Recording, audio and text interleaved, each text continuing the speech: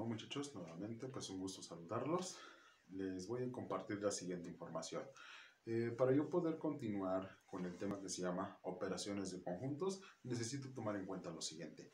Necesito que recuerdes por favor todos los símbolos que vamos teniendo, ya que en un momento más los vamos a necesitar.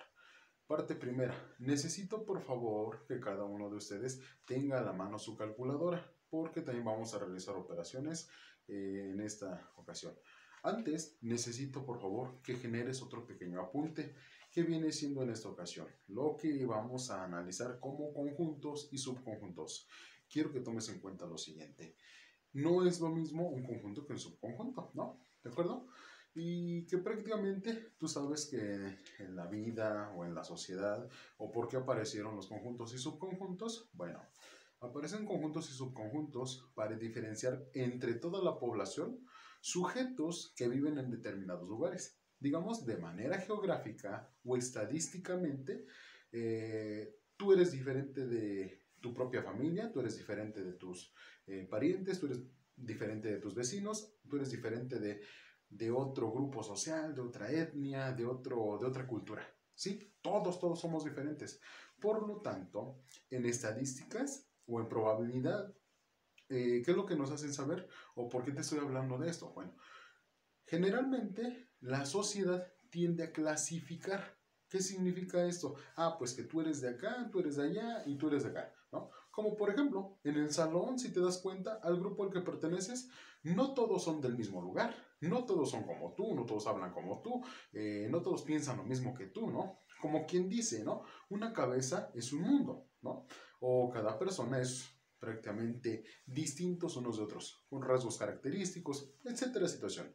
Pero todos tenemos algo en común. Vamos a la misma institución, defendemos nuestros colores, te da clase un solo maestro, cositas así, compartimos cositas, ¿no? La idea es que, por ejemplo, cuando tú cumplas la mayoría de edad, o que si ya la cumpliste, o que, por ejemplo, estás por cumplir, te van a asignar a ti un código de barras en la credencial, digamos, ¿no? Que tú te vuelves a hacer un producto. Te están clasificando como una parte de algo, como un sujeto de una sociedad que ya pertenece a otro estatus, ¿no? Entonces, por eso surge la probabilidad estadística. Clasifica a las personas unas de otras, ¿no? O una población de otra población, como por ejemplo, clasifican a los estados, ¿no? Un relieve determina el lugar de donde es, por ejemplo, Chiapas. Un relieve o un contorno, nosotros nos imaginamos cuando nos hablan geográficamente, pues prácticamente aquel terreno es de la persona, aquella propiedad es de esa persona. El país de España comprende toda esa partecita, el país de Estados Unidos comprende esa partecita, ¿no? Y tú lo has visto en los mapas, ¿no? Y que prácticamente significan pues eso, ¿no? Que un determinado lugar, una cosa, caracteriza a ciertas cantidades. Es lo mismo aquí, pero ahora te lo voy a platicar con símbolos. Entonces, lo primero es que para hacer las operaciones de conjuntos necesito clasificar dos cositas. Conocer quién es un conjunto y qué es un subconjunto. Número uno, un conjunto siempre va a estar ligado mediante letra o letras mayúsculas, que son en este caso del abecedario. ¿Cuáles letras mayúsculas puedes agregar tú? Bueno, pues muy sencillo. Tú puedes agregar la letra, o si encuentras, mejor dicho, en alguna operación la letra A, la letra B, la letra C, etcétera, hasta llegar a Z, todos son conjuntos. Ahora, esos conjuntos de los cuales yo te estoy hablando, significa también que a su vez hablamos, ¿sí? Aquí lo voy a anotar, hablamos de varias cosas u objetos. Obviamente, ¿qué significa todo esto? Hablar de varias cosas u objetos que hablamos de manera plural. Por ejemplo, ¿no? Aquí te lo platico. Cuando yo te hable de manera plural, aquí cuando hablamos de conjuntos, significa que hay algo que tiene muchas cosas.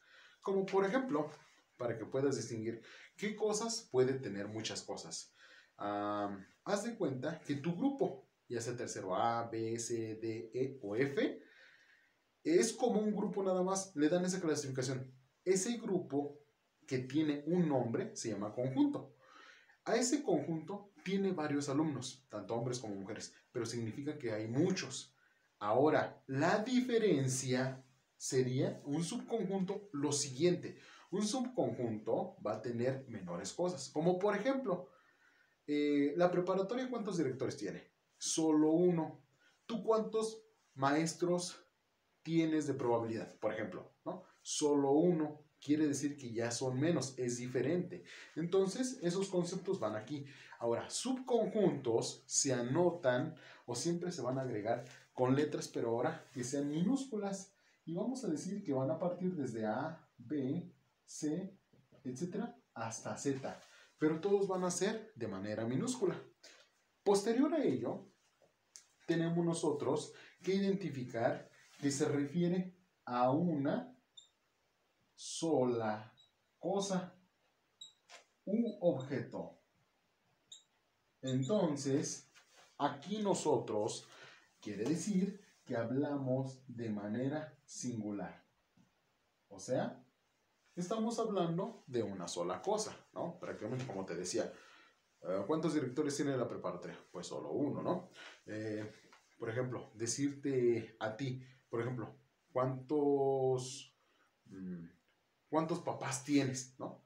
Pues solo uno. Y entonces yo te pregunto, si tienes un solo papá, ¿sería conjunto o subconjunto? Entonces tú rápidamente me vas a decir que es subconjunto. Si tienes, no sé, ¿cuántas mamás? ¿No? Pues vas a tener una sola mamá. Tú eres hijo o hija de una sola persona.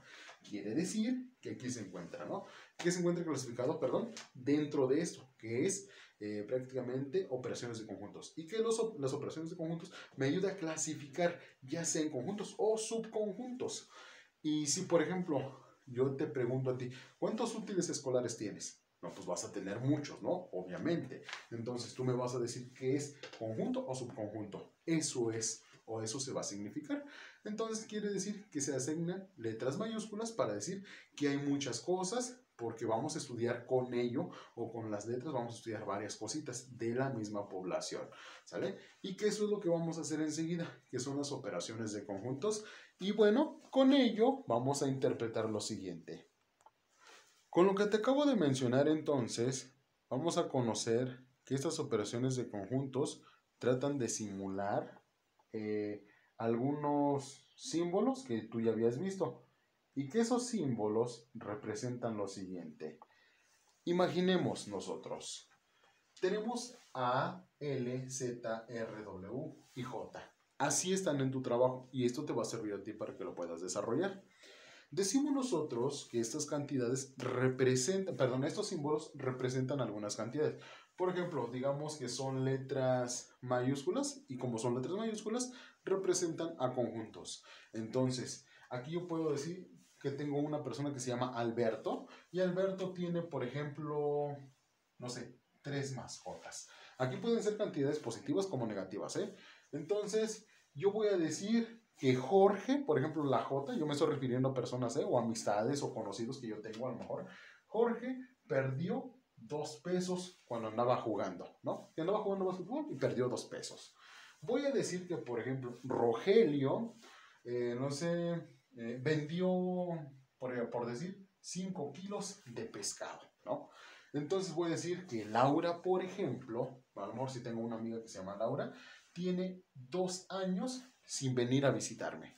O voy a decir que Walter, por ejemplo, Walter ahorita tiene, no sé, 2, vamos a poner 3 visitas en su casa.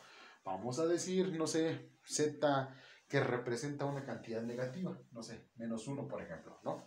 Pueden ser cantidades positivas o negativas. Y Z, digamos que no significa nada, así nada más está de comodín. ¿Qué vamos a decir cuando nosotros tengamos las operaciones de conjuntos? Me voy a fijar en el trabajo, lo que tenga aquí, por ejemplo, ¿sí? Lo que vaya teniendo. Entonces, de una manera, si en algún momento te llego a pedir a ti qué significa todo lo que está aquí, N, vas a revisar el símbolo que está en los símbolos anteriores. Significa número de elementos. R, yo te dije que es un conjunto porque es una letra mayúscula. Signo más significa sumar, ¿de acuerdo? La W es número de elementos o elementos que tiene W y tú ya lo ves aquí, ¿no? Prácticamente en esos datos.